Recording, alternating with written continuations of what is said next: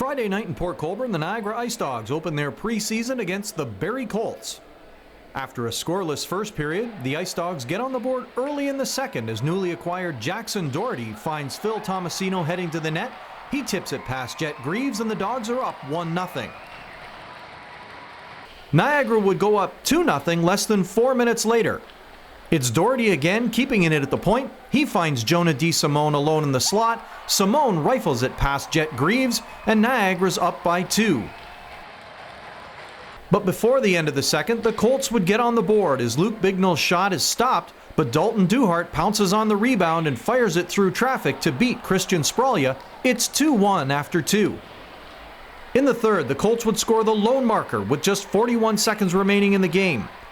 Ryan Suzuki throws it through the slot. He finds Tyson Forrester alone on the backside. He's able to beat Josh Rosenzweig, and the game is tied.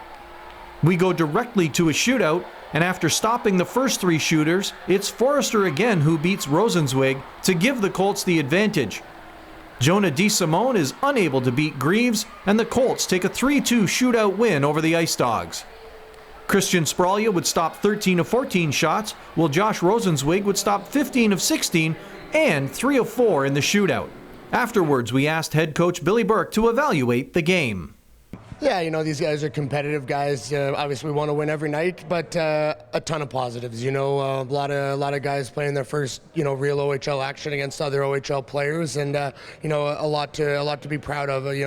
Especially on our back end with Shanton, Cato, and Enright. Especially in Cook and Howard, and obviously Paquette. But the 3 young kids, the 3 rookies on the back end, I thought they did a great job. And Spraglia and Rosenzweig as well. Can't fault them on those goals at all.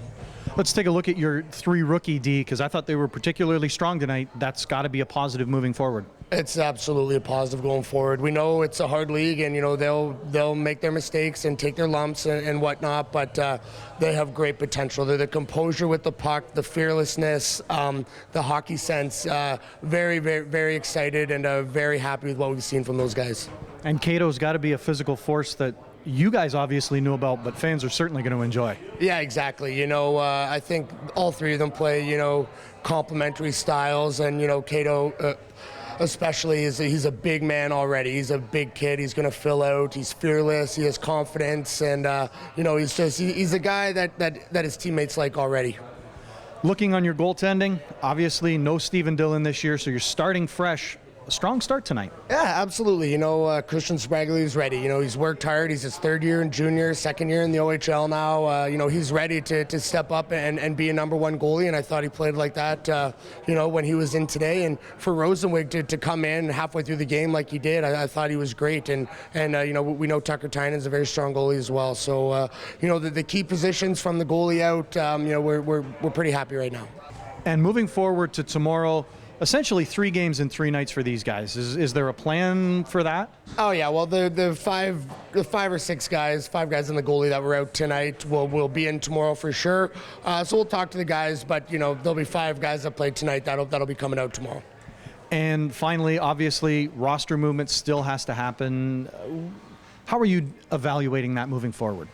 It's daily, it's daily. It's talking to the guys. It's being, obviously the watching part of training camp is over.